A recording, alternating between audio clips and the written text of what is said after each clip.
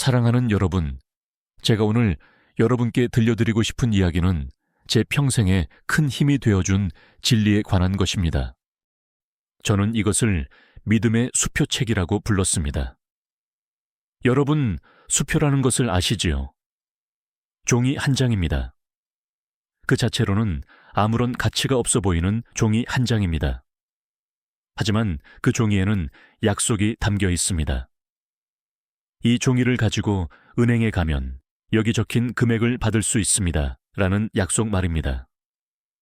하나님의 말씀에 담긴 약속들도 정확히 이와 같습니다. 성경을 펼치면 우리는 수백, 수천 개의 약속을 발견합니다. 내가 너를 떠나지 아니하고 버리지 아니하리라. 너희 염려를 다 주께 맡기라. 이는 그가 너희를 돌보심이라. 의인의 기도는 역사하는 힘이 큽니다. 이 모든 것들이 하나님께서 우리에게 써주신 수표입니다. 그런데 여러분, 왜 우리는 이 수표들을 주머니에 넣어둔 채 은행에 가지 않습니까? 왜 우리는 이 약속들을 붙잡지 않고 여전히 가난한 것처럼, 버려진 것처럼, 두려운 것처럼 살아갑니까? 저는 이 질문과 함께 오랜 세월을 살아왔습니다. 때때로 하나님의 약속을 의심했습니다. 특히 고통이 깊을 때, 병이 심할 때, 사역이 막힐 때 하나님의 약속이 정말 진짜인지 의심했습니다. 하나님, 당신은 나를 돌보신다고 하셨습니다. 그런데 왜 이렇게 아픕니까? 당신은 나와 함께 하신다고 하셨습니다. 그런데 왜 이렇게 외롭습니까? 이런 질문들이 제 마음속에서 끊임없이 올라왔습니다. 하지만 시간이 지나면서 깨달았습니다. 문제는 하나님의 약속이 거짓이어서가 아니라 제가 그 약속을 제대로 붙잡지 못했기 때문이었다는 것을 말입니다. 수표를 손에 쥐고 있으면서도 은행에 가지 않았습니다. 약속을 읽으면서도 그것을 믿지 않았습니다. 하나님의 말씀을 알면서도 그것에 따라 살지 않았습니다. 여러분도 혹시 그러지 않으십니까? 특히 인생의 황혼에 접어드신 분들, 여러분의 마음속에는 수많은 불안이 있을 것입니다. 건강이 예전 같지 않습니다. 아침에 일어나면 몸 이곳저곳이 아프고 병원에 가면 의사는 더 많은 약을 처방합니다. 경제적인 걱정도 있습니다. 은퇴 후 고정 수입이 줄어들고 물가는 계속 오르고 앞으로 얼마나 더 살지도 모르는 상황에서 돈이 떨어지면 어쩌나 하는 두려움이 있습니다. 외로움도 있습니다. 배우자를 잃으신 분들, 친구들이 하나둘 세상을 떠나는 것을 보시는 분들, 자녀들은 바빠서 자주 연락하지 못하는 분들, 여러분의 외로움을 저는 압니다. 교회에 나가기도 점점 어려워집니다. 몸이 불편해서, 날씨가 나빠서, 교통이 불편해서 여러 이유로 교회 공동체와의 연결이 약해집니다. 그리고 그 외로움 속에서 여러분은 문득 이런 생각을 합니다. 하나님도 나를 잊으셨나? 바로 이런 순간들을 위해 저는 믿음의 수표책을 썼습니다. 저는 매일 아침 하나님의 약속 하나를 붙잡고 하루를 시작하는 습관을 가지고 있었습니다. 아플 때, 낙심될 때, 사역의 무게에 짓눌릴 때, 저는 성경을 펼치고 하나님의 약속 하나를 찾아 그것을 붙잡았습니다. 그리고 그 약속을 하루 종일 마음속에 품고 살았습니다. 이것이 제 삶을 바꾸었습니다. 수많은 고난과 병약함 속에서도 무너지지 않을 수 있었던 비결입니다. 제 힘으로 견딘 것이 아닙니다. 제 믿음의 크기로 이긴 것이 아닙니다. 단지 하나님의 약속을 붙잡았고 그 약속이 저를 붙들었습니다. 저는 평생 통풍이라는 병으로 고생했습니다. 여러분 중에도 혹시 통풍을 앓으시는 분이 계십니까? 그렇다면 제 고통을 아실 것입니다. 발이 너무 아파서 걸을 수 없고 침대에서 일어날 수도 없고 밤새 잠을 이루지 못하는 그 고통 말입니다. 때때로 너무 아파서 설교단에 설 수 없었습니다. 사람들은 런던 대도의 교회 스펄전 목사가 얼마나 강력한 설교자인지 이야기했지만 그들은 제가 설교단 뒤에서 얼마나 많이 울었는지는 몰랐습니다. 그런 순간들에 저는 하나님의 약속으로 돌아갔습니다. 내 은혜가 내게 족하다. 내 능력이 약한 데서 온전하여짐이라. 이 약속을 붙잡았을 때 제 고통이 사라지지는 않았습니다. 하지만 그 고통 속에서도 평안이 있었습니다. 제 병이 낫지는 않았습니다. 하지만 그 병 속에서도 은혜가 있었습니다. 제 약함 속에서 하나님의 강함을 경험했습니다. 여러분, 이것이 바로 믿음의 수표책이 하는 일입니다. 이것은 우리의 상황을 바꾸지 않을 수 있습니다. 하지만 이것은 그 상황 속에서 우리를 지탱합니다. 이것은 우리의 문제를 해결하지 않을 수 있습니다. 하지만 이것은 그 문제 속에서 우리에게 평안을 줍니다. 이것은 우리의 고통을 제거하지 않을 수 있습니다. 하지만 이것은 그 고통에 의미를 부여합니다. 하나님의 약속은 수표와 같다고 말씀드렸습니다. 하지만 한 가지 중요한 차이가 있습니다. 인간이 쓴 수표는 때때로 부도가 납니다. 은행에 돈이 없을 수 있습니다. 약속한 사람이 마음을 바꿀 수 있습니다. 하지만 하나님의 수표는 결코 부도나지 않습니다. 하나님의 은행에는 무한한 자원이 있습니다. 하나님은 마음을 바꾸지 않으십니다. 하나님이 약속하신 것은 반드시 이루어집니다. 문제는 하나님의 약속이 아닙니다. 문제는 우리의 믿음입니다. 우리는 수표를 받았지만 그것을 은행에 가져가지 않습니다. 우리는 약속을 읽었지만 그것을 믿지 않습니다. 우리는 하나님의 말씀을 알고 있지만 그것에 따라 살지 않습니다. 그래서 우리는 부자인데도 가난하게 살고, 사랑받고 있는데도 외롭게 살고, 보호받고 있는데도 두려워하며 삽니다. 오늘 제가 여러분을 초대하고 싶은 것은 바로 이것입니다. 하나님의 약속을 붙잡는 삶으로 말입니다. 매일 아침 일어나서 하나님의 약속 하나를 찾아 그것을 마음에 새기는 삶으로 말입니다. 그 약속을 하루 종일 묵상하고 그 약속에 따라 생각하고 그 약속에 근거해서 행동하는 삶으로 말입니다. 이것은 어려운 일이 아닙니다. 복잡한 신학 공부가 필요한 것도 아닙니다. 특별한 영적 은사가 필요한 것도 아닙니다. 여러분은 단지 성경을 펼치고 하나님의 약속 하나를 읽고 그것을 믿기만 하면 됩니다. 그리고 그 약속에 기대어 하루를 살아가기만 하면 됩니다. 제가 믿음의 수표책을 쓴 이유는 바로 이것을 돕기 위해서였습니다. 저는 1년 365일 매일매일을 위한 하나님의 약속을 선택했습니다. 그리고 그 약속에 대한 짧은 묵상을 덧붙였습니다. 이것은 여러분이 매일 아침 하나님의 약속으로 하루를 시작할 수 있도록 돕기 위한 것이었습니다. 하지만 오늘 제가 여러분께 전하고 싶은 것은 단순히 책 한 권을 소개하는 것이 아닙니다. 제가 전하고 싶은 것은 삶의 방식입니다. 약속을 붙잡고 사는 삶, 하나님의 말씀에 기대어 사는 삶, 보이지 않는 것을 보는 것처럼 믿음으로 사는 삶 말입니다. 여러분, 지금 이 순간에도 하나님의 약속은 여러분을 향해 있습니다. 여러분이 아프든 건강하든 부유하든 가난하든 외롭든 둘러싸여 있든 하나님의 약속은 변하지 않습니다. 문제는 단지 우리가 그 약속을 붙잡느냐 붙잡지 않느냐입니다. 여러분, 제가 하나님의 약속을 수표에 비유한 데는 깊은 이유가 있습니다. 수표가 무엇입니까? 수표는 이미 보증된 돈입니다. 은행에 계좌가 있고 그 계좌에 돈이 있고 그 돈의 주인이 이 돈을 당신에게 주겠습니다 라고 약속한 것입니다. 여러분이 해야 할 일은 단지 그 수표를 은행에 가져가는 것뿐입니다. 하나님의 약속도 정확히 그렇습니다.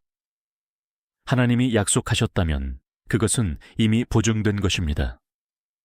하나님의 창고에는 무한한 은혜가 있습니다. 하나님의 능력에는 한계가 없습니다. 하나님의 사랑은 변하지 않습니다. 이 모든 것이 너를 위한 것이다. 내 약속을 믿고 받아가라. 많은 사람들이 하나님의 약속을 조건부로 생각합니다.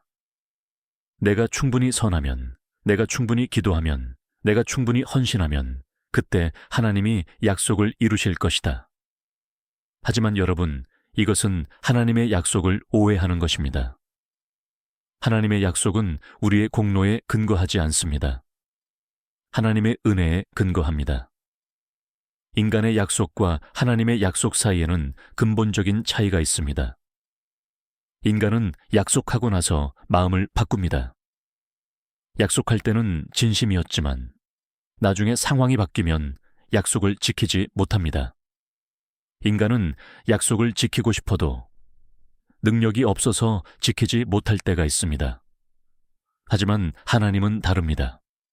하나님은 마음을 바꾸지 않으십니다.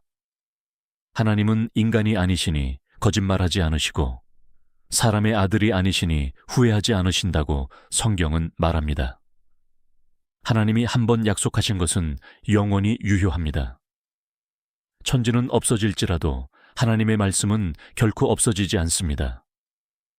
또한 하나님은 능력이 부족해서 약속을 이루지 못하시는 일이 절대 없습니다. 하나님은 전능하십니다. 하나님께는 불가능이 없습니다. 하나님이 약속하셨다면 그것은 반드시 이루어집니다. 문제는 단지 때와 방법입니다. 우리가 생각하는 때와 하나님이 정하신 때가 다를 수 있습니다. 우리가 원하는 방법과 하나님이 택하신 방법이 다를 수 있습니다. 하지만 하나님의 약속 자체는 결코 실패하지 않습니다. 제가 여러분께 한 가지 이야기를 들려드리겠습니다. 저희 교회에 한 가난한 과부가 있었습니다. 그녀는 너무나 가난해서 때때로 먹을 것이 없었습니다. 하지만 그녀는 하나님의 약속을 붙잡고 살았습니다. 여호와는 고아와 과부를 보호하시는 분이시다 라는 약속 말입니다. 어느 날 그녀의 집에 정말 아무것도 없었습니다. 빵 한 조각도 우유 한 방울도 없었습니다. 기도했습니다. 하나님, 당신은 과부를 돌보신다고 약속하셨습니다. 저는 과부입니다. 그리고 먹을 것이 없습니다. 당신의 약속을 지켜주십시오. 그날 저녁, 누군가 그녀의 문을 두드렸습니다. 문을 열어보니 교회의 한 집사님이 음식 바구니를 들고 서 있었습니다. 그 집사님은 말했습니다. 오늘 오후에 갑자기 당신 생각이 나서 이것을 가져왔습니다. 그 과부는 그 음식을 받고 눈물을 흘리며 말했습니다. 하나님은 약속을 지키십니다. 여러분, 이것이 하나님의 약속이 작동하는 방식입니다. 하나님은 당신의 필요를 아십니다. 당신을 돌보시겠다고 약속하셨습니다. 그리고 그 약속을 반드시 지키십니다. 때로는 우리가 예상하지 못한 방식으로, 때로는 마지막 순간에, 하지만 언제나 정확한 때에 하나님의 약속은 이루어집니다. 또 다른 이야기를 들려드리겠습니다. 저희 교회에 한 형제가 있었는데 그는 큰 사업적 어려움에 직면했습니다. 파산 직전이었고 명예도 위기에 처했습니다. 그는 밤낮으로 걱정하며 잠을 이루지 못했습니다. 어느 날 아침 그는 성경을 펼쳤고 이 구절을 읽었습니다. 너희 염려를 다 주께 맡기라. 이는 그가 너희를 돌보심이라. 그 약속을 붙잡고 기도했습니다. 하나님, 저는 이 염려를 당신께 맡깁니다. 당신은 저를 돌보신다고 약속하셨습니다. 저는 그것을 믿습니다. 놀랍게도 그날부터 마음에 평안이 찾아왔습니다. 상황이 즉시 해결되지는 않았습니다. 하지만 그는 더 이상 밤낮으로 걱정하지 않았습니다. 하나님의 약속을 믿었고 그 약속 안에서 쉼을 얻었습니다. 그리고 몇 주 후 예상치 못한 방식으로 문제가 해결되었습니다. 여러분, 하나님의 약속은 실제로 작동합니다. 이것은 단지 종교적인 위로의 말이 아닙니다. 이것은 객관적인 현실입니다. 하나님이 약속하셨다면 그것은 반드시 이루어집니다. 문제는 우리가 그 약속을 믿느냐, 믿지 않느냐입니다. 믿음은 그 수표를 인출하는 손이다. 이제 여러분께 믿음에 대해 말씀드리겠습니다. 제가 하나님의 약속을 수표에 비유했다면 믿음은 무엇입니까? 믿음은 그 수표를 은행에 가져가는 손입니다. 믿음은 약속을 실제로 받아들이는 행동입니다. 믿음은 하나님의 말씀을 신뢰하고 그것에 기초해서 생각하고 행동하는 것입니다. 많은 사람들이 믿음을 오해합니다. 어떤 사람들은 믿음을 강한 확신이라고 생각합니다. 나는 믿음이 약해. 나는 의심이 많아. 그래서 나는 하나님의 약속을 받을 수 없어. 하지만 여러분, 이것은 믿음을 오해하는 것입니다. 믿음의 크기가 중요한 것이 아닙니다. 믿음의 대상이 중요합니다. 아주 작은 믿음으로도 위대한 하나님을 붙들 수 있습니다. 여러분의 믿음이 강한지 약한지는 중요하지 않습니다. 중요한 것은 여러분이 누구를 믿느냐입니다. 비유를 들어 말씀드리겠습니다. 한 사람이 두꺼운 얼음 위를 걷고 있습니다. 두려워하며 조심조심 걷습니다. 그는 확신이 없습니다. 얼음이 깨질까봐 걱정합니다. 그의 믿음은 약합니다. 하지만 얼음은 두껍고 강합니다. 그래서 그는 안전합니다. 다른 사람은 얇은 얼음 위를 걷습니다. 하지만 그는 자신만만합니다. 그는 확신에 차서 성큼성큼 걷습니다. 그의 믿음은 강합니다. 하지만 얼음은 얇고 약합니다. 그래서 그는 위험합니다. 여러분이 어느 사람이 되기를 원하십니까? 약한 믿음으로 강한 얼음 위를 걷는 사람입니까? 아니면 강한 믿음으로 약한 얼음 위를 걷는 사람입니까? 중요한 것은 믿음의 강도가 아니라 믿음의 대상입니다. 하나님은 두꺼운 얼음과 같습니다. 하나님은 신실하십니다. 하나님은 강하십니다. 하나님은 변하지 않으십니다. 그러므로 작은 믿음으로도 충분합니다. 예수님은 말씀하셨습니다. 겨자씨 한 알만한 믿음이 있어도 산을 옮길 수 있다.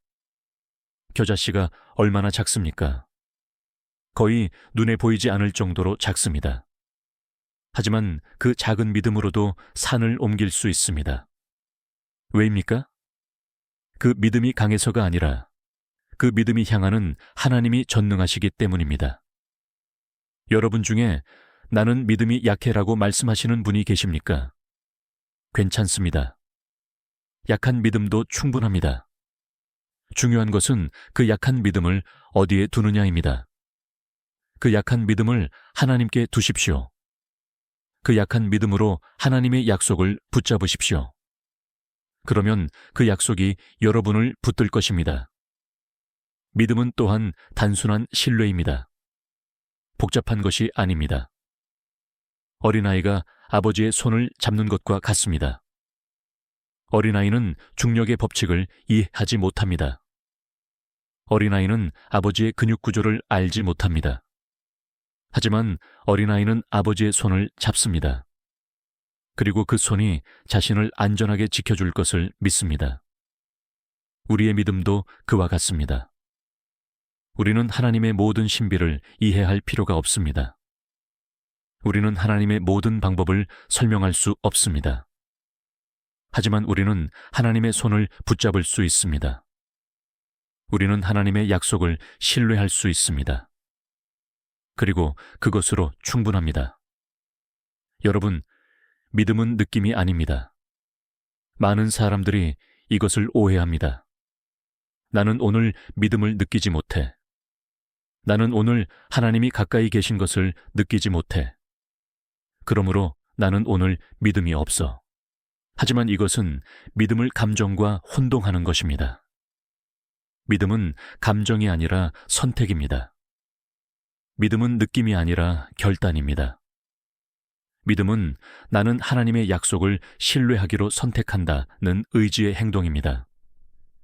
여러분이 기분이 좋든 나쁘든, 여러분이 하나님을 느끼든 느끼지 못하든, 여전히 하나님의 약속을 신뢰할 수 있습니다. 실제로 가장 큰 믿음은 종종 느낌이 전혀 없을 때 나타납니다. 모든 것이 어둡고, 모든 것이 침묵하고, 모든 것이 절망적으로 보일 때, 그때에도 여전히 하나님의 약속을 붙잡는 것, 그것이 진정한 믿음입니다.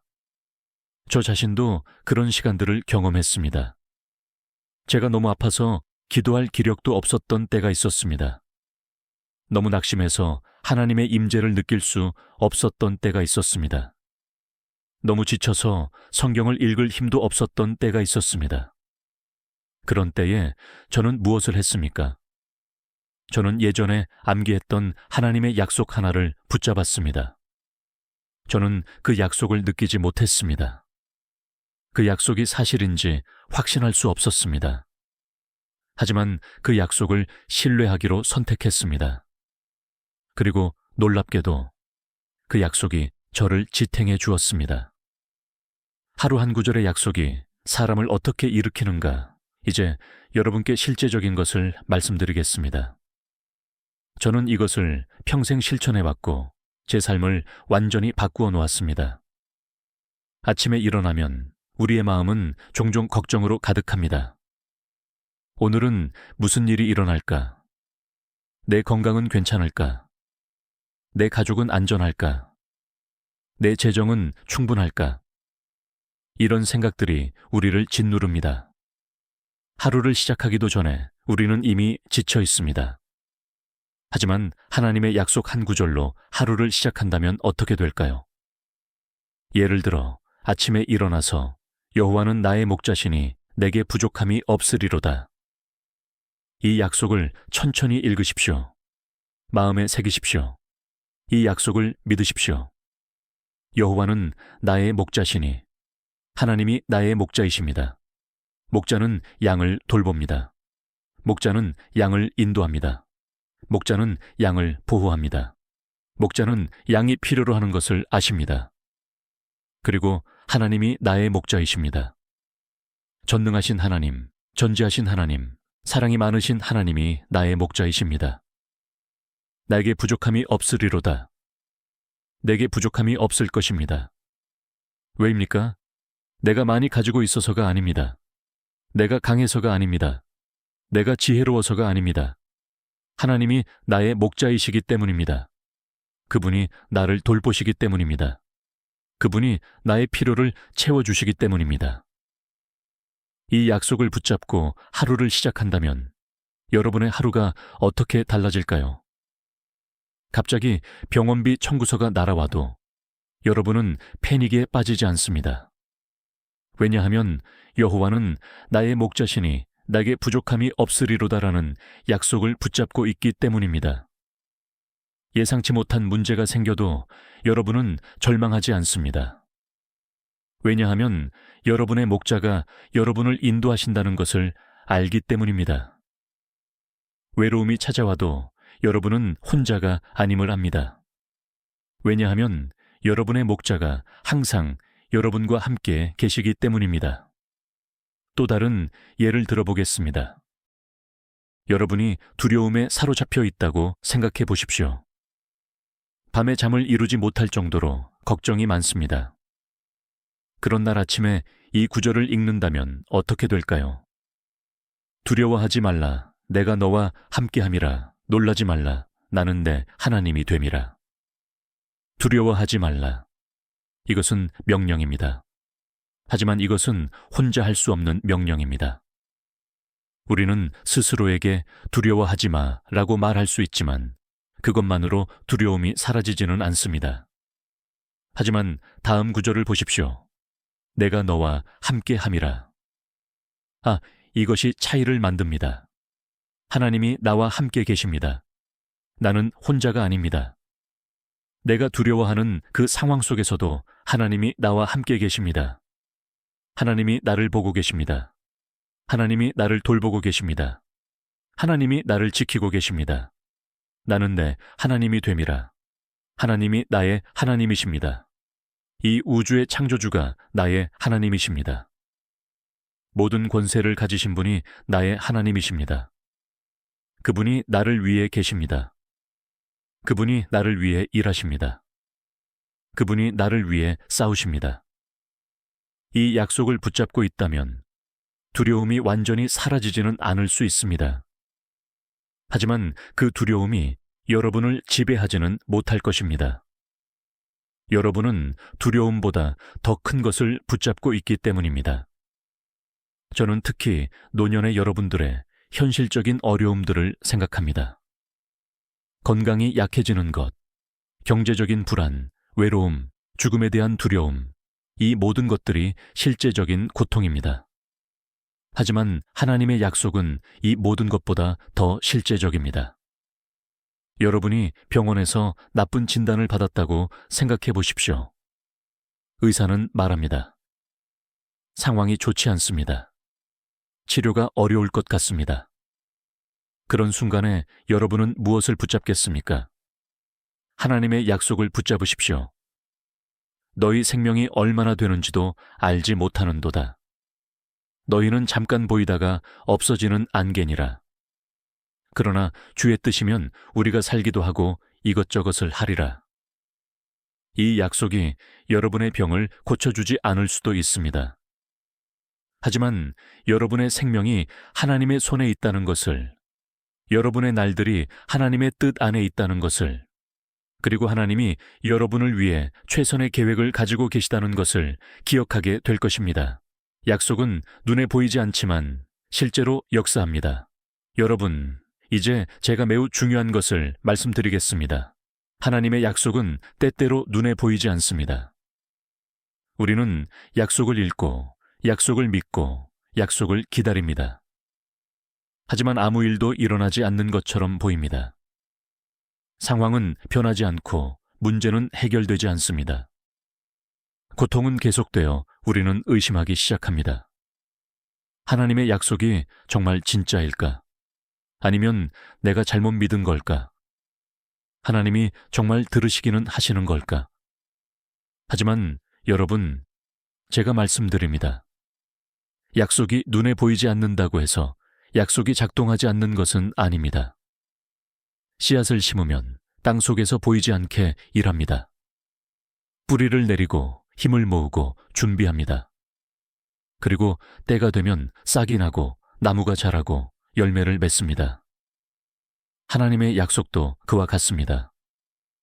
여러분이 약속을 믿을 때 그 약속은 즉시 눈에 보이는 결과를 만들어내지 않을 수 있습니다. 그 약속은 보이지 않는 곳에서 일하고 있습니다.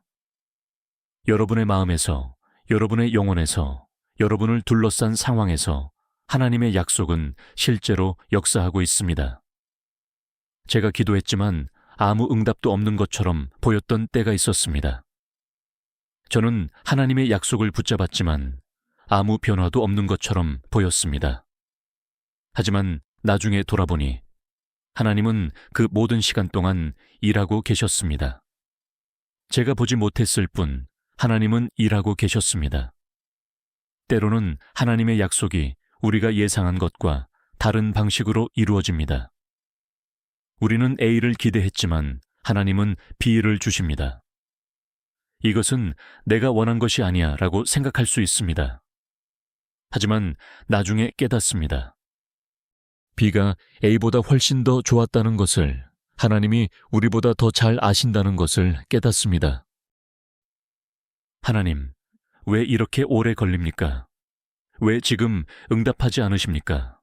제가 지금 필요합니다.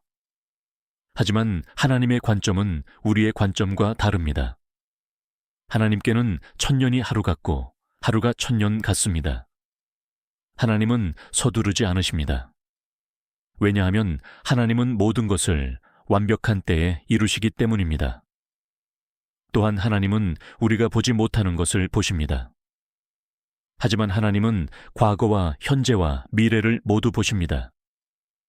우리는 지금 당장 해결책이 필요하다고 생각합니다. 만약 지금 그것을 주시면 그것이 나중에 더 큰 문제를 만들 것이라는 것을 아십니다. 그래서 하나님은 기다리십니다. 하나님은 완벽한 때까지 기다리십니다. 그리고 그때가 되면 하나님은 우리에게 가장 좋은 것을 주십니다. 저도 이것을 경험했습니다. 제가 젊었을 때 저는 큰 교회에서 목회하기를 간절히 원했습니다. 하나님, 제게 큰 강단을 주십시오. 제게 많은 사람들을 주십시오. 하지만 하나님은 그 기도에 즉시 응답하지 않으셨습니다. 대신 하나님은 저를 작은 시골 교회로 보내셨습니다. 저는 실망했고, 이것이 제가 원한 것이 아닙니다. 라고 생각했습니다.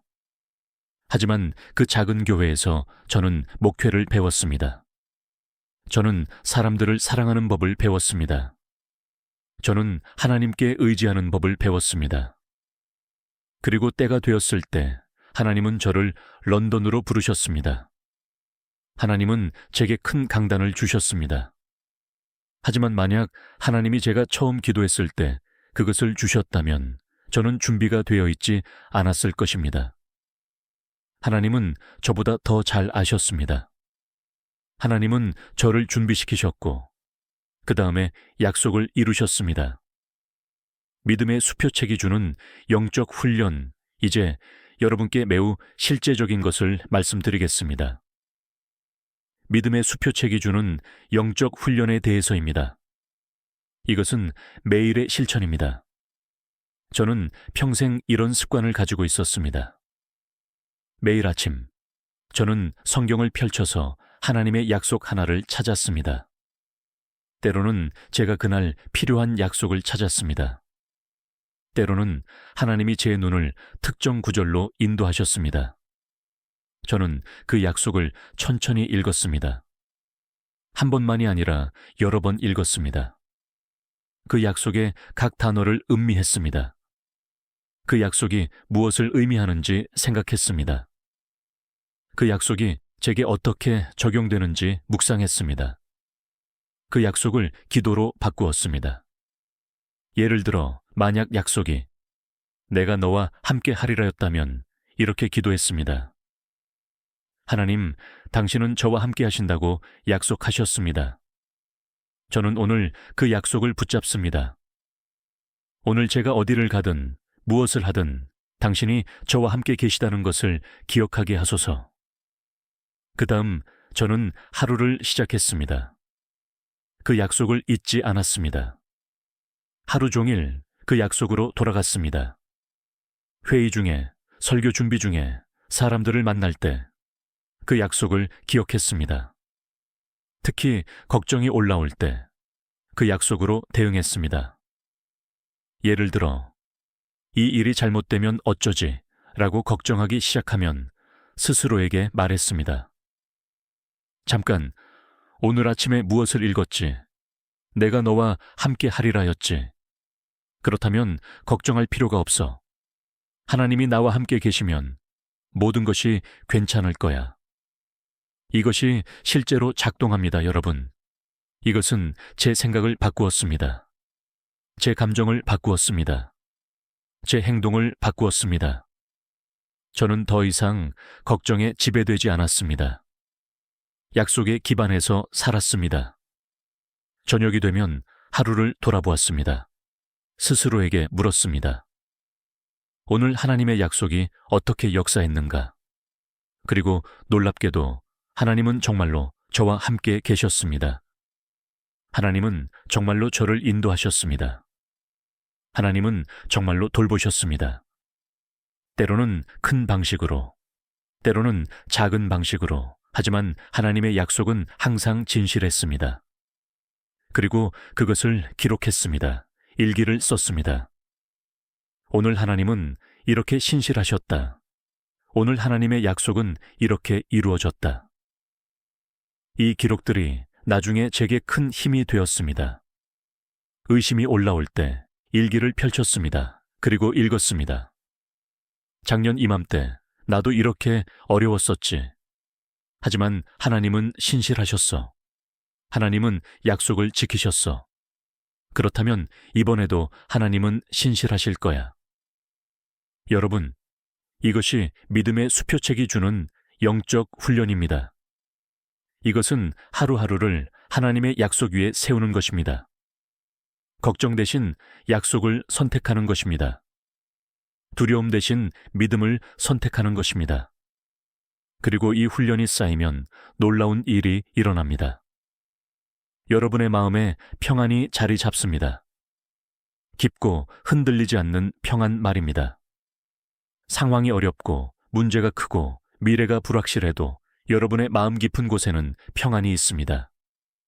왜냐하면 여러분은 약속을 붙잡고 있고 그 약속이 여러분을 붙들고 있기 때문입니다. 여러분, 이제 우리는 매우 실제적인 영역으로 들어가려 합니다. 하나님의 약속이 오늘 여기 우리의 실제 삶에서 어떻게 작동하는가 하는 것입니다. 저는 이론을 말하려는 것이 아닙니다. 저는 여러분의 실제 삶, 여러분의 실제 고통, 여러분의 실제 필요에 대해 말하려 합니다. 건강 문제, 먼저 건강 문제에 대해 말씀드리겠습니다. 여러분 중 많은 분들이 건강으로 고생하고 계십니다. 통증이 있습니다. 밤에 잠을 이루지 못합니다. 병원을 반복해서 방문합니다. 약을 먹어도 나아지지 않습니다. 의사는 나이 때문입니다 라고 말하지만 그것이 위로가 되지 않습니다. 이런 상황에서 하나님의 약속은 무엇을 말합니까? 하나님은 우리에게 모든 질병을 고쳐주시겠다고 약속하지 않으셨습니다. 적어도 이 땅에서는 말입니다. 하지만 하나님은 다른 것을 약속하셨습니다. 내 은혜가 내게 족하다. 내 능력이 약한 데서 온전하여짐이라. 이 약속을 붙잡으십시오. 여러분의 병이 낫지 않을 수도 있습니다. 여러분의 통증이 사라지지 않을 수도 있습니다. 하지만 하나님의 은혜는 충분합니다. 하나님의 능력은 여러분의 약함 속에서 온전하게 나타납니다. 이것이 무슨 의미입니까? 이것은 여러분이 약할 때, 바로 그때 하나님의 강함을 경험한다는 의미입니다. 여러분이 스스로 설 수 없을 때, 바로 그때 하나님이 여러분을 붙드신다는 의미입니다. 여러분이 아무것도 할 수 없을 때, 바로 그때 하나님이 모든 것을 하신다는 의미입니다. 저 자신이 이것을 경험했습니다. 제가 통풍으로 너무 아파서 침대에서 일어날 수 없었을 때, 저는 이 약속을 붙잡았습니다. 그리고 놀랍게도 저는 그 고통 속에서 하나님의 임재를 가장 가까이 느꼈습니다. 저는 제가 강할 때보다 약할 때 하나님을 더 의지했습니다. 그리고 하나님은 신실하셨습니다. 여러분도 그렇게 할 수 있습니다. 여러분이 아플 때 이 약속을 붙잡으십시오. 하나님, 당신의 은혜가 제게 족하다고 하셨습니다. 저는 지금 매우 약합니다. 하지만 저는 당신의 약속을 믿습니다. 당신의 능력이 제 약함 속에서 온전하게 나타나게 하소서. 그리고 하루하루를 사십시오. 하나님의 은혜를 날마다 경험하십시오.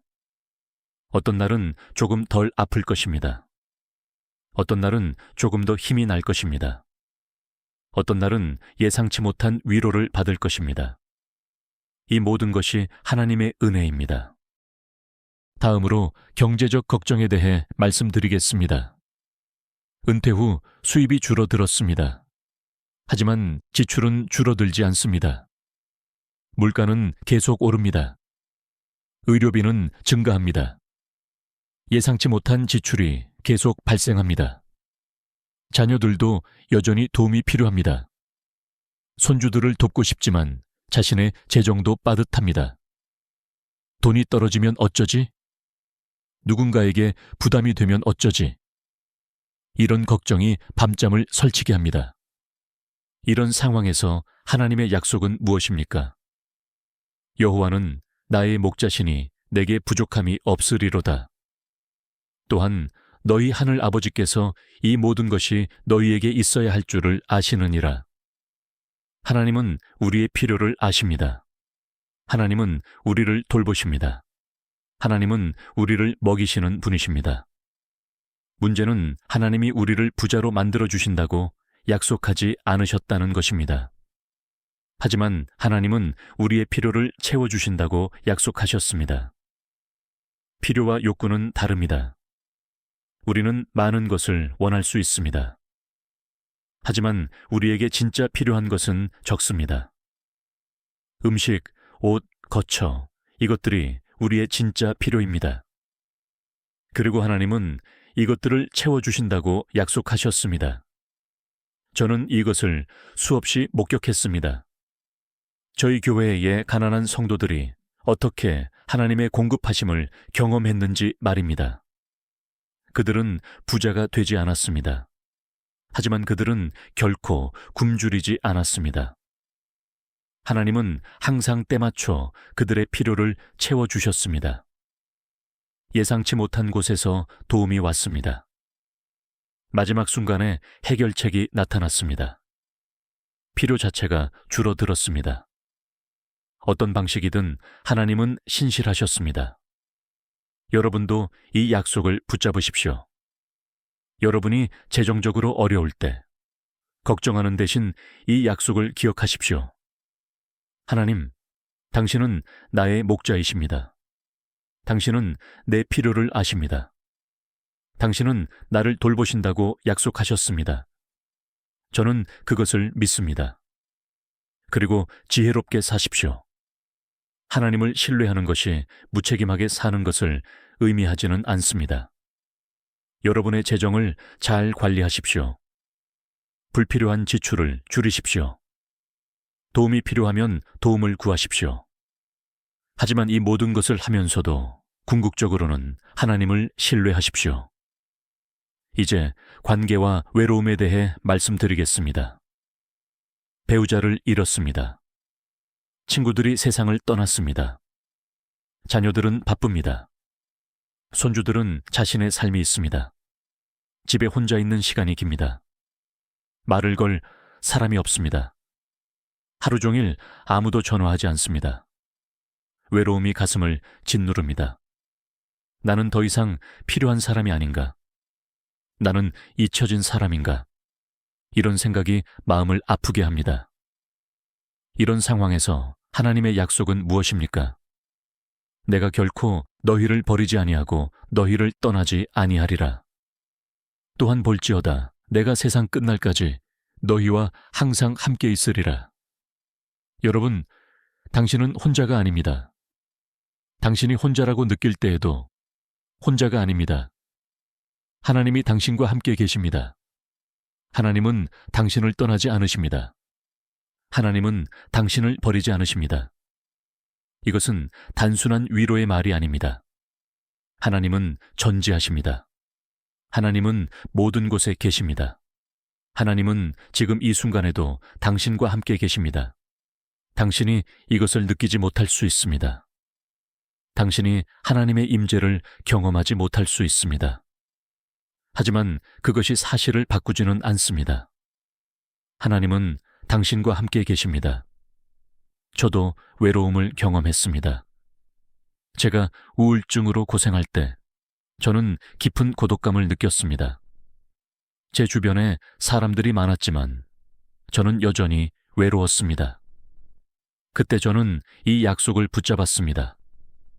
하나님, 당신은 저를 떠나지 않으신다고 하셨습니다. 저는 지금 매우 외롭습니다. 하지만 저는 당신의 약속을 믿습니다. 그리고 놀랍게도 저는 하나님의 임재를 경험하기 시작했습니다. 그것은 극적인 경험이 아니었습니다. 그것은 조용한 확신이었습니다. 나는 혼자가 아니다. 하나님이 나와 함께 계신다. 이 확신이 제 외로움을 완전히 제거하지는 않았습니다. 하지만 그 외로움을 견딜 수 있게 해주었습니다. 여러분도 이 약속을 붙잡으십시오. 여러분이 외로울 때 하나님께 말씀하십시오. 하나님, 저는 외롭습니다. 당신은 저와 함께 계신다고 약속하셨습니다. 저는 그것을 믿습니다. 당신의 임재를 느끼게 하소서. 그리고 구체적인 행동을 취하십시오. 교회에 연락하십시오. 친구에게 전화하십시오. 이웃을 방문하십시오. 하나님은 종종 다른 사람들을 통해 우리의 외로움을 채워주십니다. 하지만 무엇보다도 하나님과의 교제를 깊이 하십시오. 하나님과 대화하십시오. 하나님의 말씀을 읽으십시오. 하나님의 임재 안에 거하십시오. 이제 신앙의 흔들림에 대해 말씀드리겠습니다. 오랜 세월 믿음을 지켜왔지만 때로는 의심이 찾아옵니다. 정말 하나님이 계신가? 내 기도를 정말 들으시는가? 이 모든 것이 의미가 있는가? 기도해도 응답이 없는 것 같습니다. 성경을 읽어도 감동이 없습니다. 예배를 드려도 공허합니다. 내 믿음이 진짜였나? 아니면 내가 그냥 종교적인 습관을 따른 것뿐인가? 이런 질문들이 마음을 괴롭힙니다. 이런 의심이 드는 것 자체가 믿음이 없다는 증거는 아닙니다. 오히려 진지하게 믿으려는 사람만이 진지하게 의심합니다. 믿음이 전혀 없는 사람은 의심조차 하지 않습니다. 하나님의 약속은 무엇입니까? 믿는 자에게는 능치 못할 일이 없느니라. 또한 의심하지 말고 믿기만 하라. 하지만 여기서 중요한 것은 의심이 있어도 괜찮다는 것입니다. 예수님의 제자들도 의심했습니다. 부활하신 예수님을 보고도 어떤 제자는 의심했습니다. 그러나 예수님은 그들을 버리지 않으셨습니다. 의심의 순간에도 계속 하나님께 나아가는 것, 그것이 믿음입니다. 여러분이 하나님을 느끼지 못해도, 여러분이 확신이 없어도, 여러분이 의심하고 있어도 계속 하나님께 나아가십시오. 계속 기도하십시오. 계속 말씀을 읽으십시오. 계속 예배하십시오. 저도 의심의 계곡을 걸었습니다. 하나님의 침묵을 경험했을 때 의심했습니다. 하나님, 당신은 정말 계십니까? 당신은 정말 저를 사랑하십니까? 하지만 계속 하나님께 나아갔습니다. 그리고 시간이 지나면서 확신이 돌아왔습니다. 여러분도 그렇게 하십시오. 느낌을 따라가지 마십시오. 약속을 따라가십시오. 여러분의 감정은 변합니다. 하지만 하나님의 약속은 변하지 않습니다. 여러분이 하나님을 느끼든 느끼지 못하든 하나님은 여전히 신실하십니다. 여러분께 구체적인 실천 방법을 말씀드리겠습니다.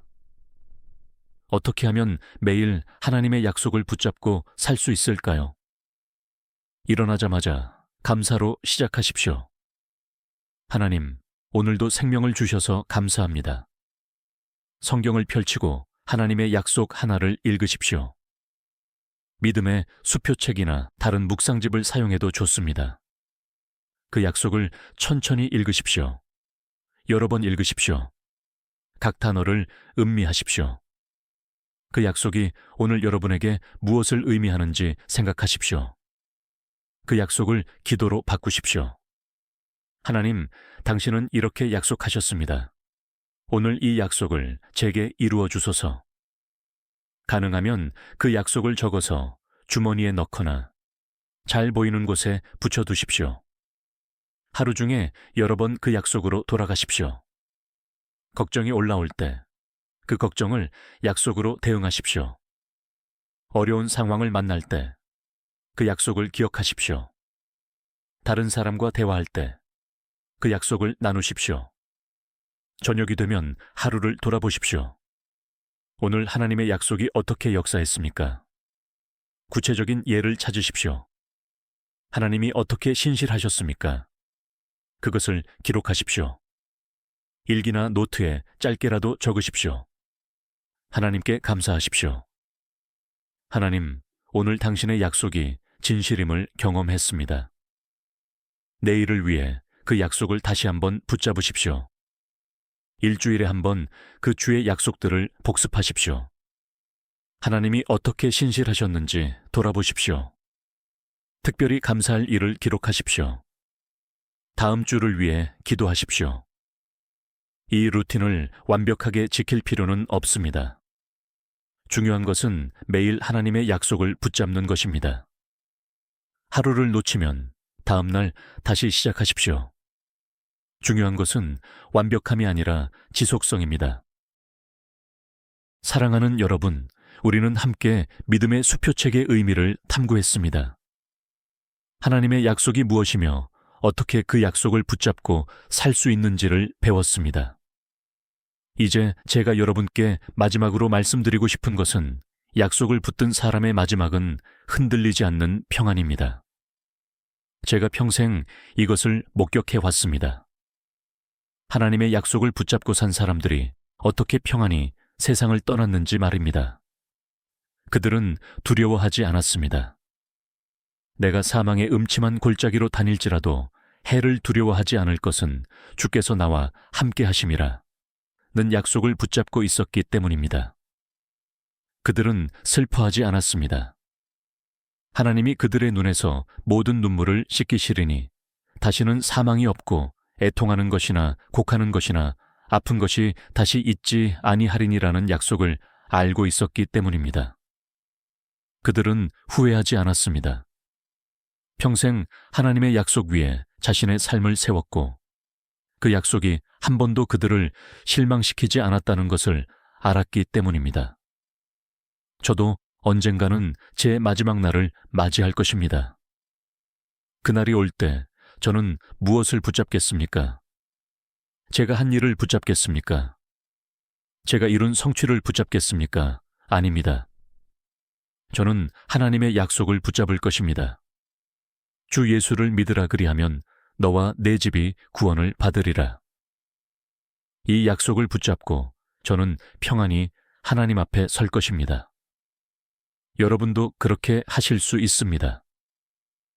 여러분이 지금부터 하나님의 약속을 붙잡고 산다면 여러분의 마지막도 평안할 것입니다. 여러분이 매일 아침 하나님의 약속으로 하루를 연다면 여러분은 매일 저녁 감사로 하루를 닫을 수 있을 것입니다. 믿음의 수표책은 오늘부터 즉시 시작할 수 있는 삶의 방식입니다. 여러분은 특별한 준비가 필요하지 않습니다.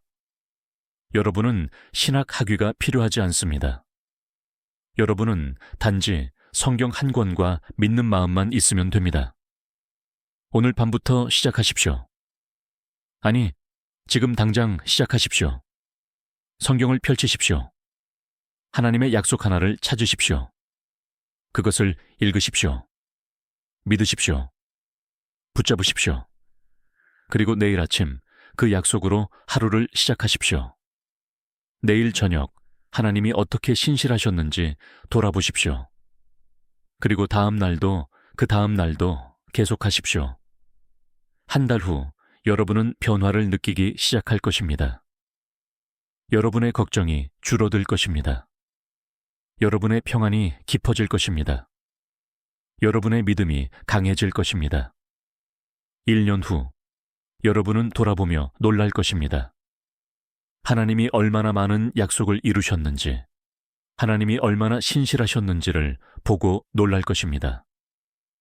여러분의 인생 끝에 여러분은 제가 지금 말씀드리는 것을 경험하실 것입니다.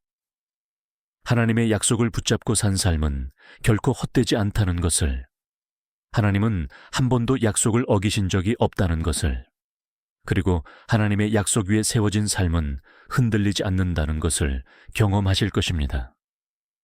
여러분, 하나님의 약속은 지금 여러분을 향해 열려 있습니다. 그 약속들은 여러분의 이름으로 쓰인 수표와 같습니다.